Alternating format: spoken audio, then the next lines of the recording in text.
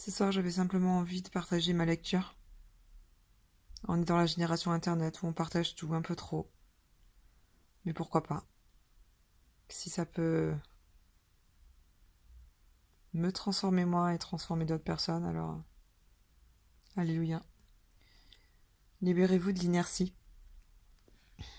Je la connais bien celle-là. Par moments, vous êtes une pierre, parfaitement lisse, dévalant sans heurte d'une montagne. À d'autres moments, vous êtes un caillou, rugueux, coincé dans une fissure, incapable de bouger d'un centimètre. Évidemment, vous préférerez être une pierre bien lisse, mais parfois, c'est plus fort que vous.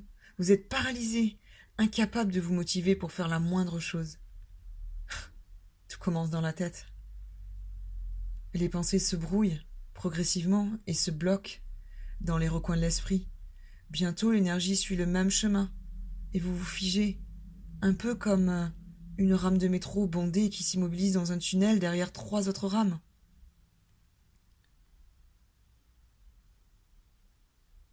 Comme tout ce qui est vivant bouge, et tout ce qui ne l'est pas reste immobile, on peut raisonnablement affirmer que le mouvement est bon pour la santé.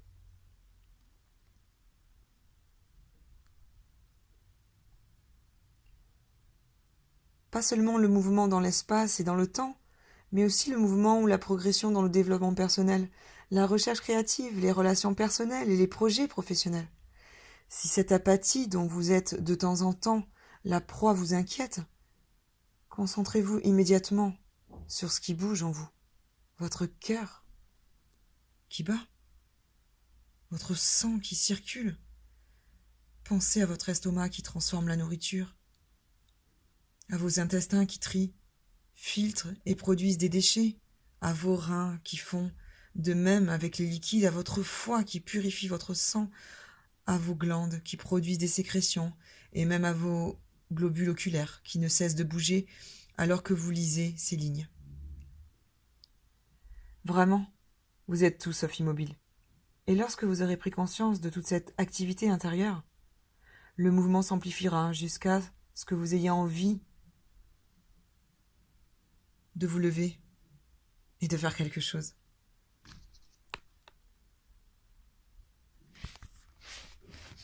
Mais retenez-vous quelques instants encore. Restez où vous êtes et respirez calmement et régulièrement, les épaules parfaitement détendues, sans effort ni tension. Tenez ce livre dans la main gauche et levez lentement le bras droit, le coude légèrement plié et la main ouverte jusqu'à hauteur de la poitrine, la paume tournée vers la gauche. À présent, relâchez les muscles du bras et déplacez-les. Déplacez-le lentement, de droite à gauche et de gauche à droite, toujours à hauteur de la poitrine, comme si vous remuez la main dans l'eau. Effectuez ce mouvement 9 fois. Prenez ensuite le livre dans votre main droite et refaites l'exercice avec le bras gauche. Si vous avez ressenti une agréable sensation de plénitude dans la paume des mains, c'est que de l'énergie a circulé. Savourez le relâchement dans les épaules et dans les bras pendant que vous rabaissez lentement les mains. Et lorsque vous vous remettez en mode lecture à deux mains, dites-vous « Je détiens le pouvoir de bouger à ma guise ». On dit que cette volonté de bouger vit dans le foie. Le foie est responsable de la motivation. Or, lorsqu'elle est fermement bridée par l'inertie, l'énergie du foie stagne. En rétablissant le flux, l'inertie se dissoudra toute seule. Observez le dessus de votre pied et repérez l'endroit où l'os du gros orteil s'articule à l'os du pied. La petite dépression formée à cet endroit constitue le point source du méridien du foie. Enfoncez fermement le bout de l'index dans la dépression, qu'on voit en réflexologie plantaire, bien entendu, jusqu'à ce que vous ressentiez une légère douleur. Vous pouvez aussi utiliser un petit instrument pointu, tel que la pointe arrondie d'une aiguille à tricoter. Maintenant, la pression, quelques instants, relâchez et répétez l'opération sur l'autre pied. Ce petit exercice aidera votre foie à extraire davantage d'énergie de son élément, le bois, et à construire l'environnement favorable au développement de la motivation. Si le plan musculaire, ceux qui pratiquent le tai chi ou d'autres arts martiaux disent que la motivation trouve son origine dans les muscles de l'avant-bras, de l'avant des cuisses, les quadriceps, en favorisant la circulation sanguine et en stimulant le flux énergétique dans les quadriceps, on activerait donc la motivation.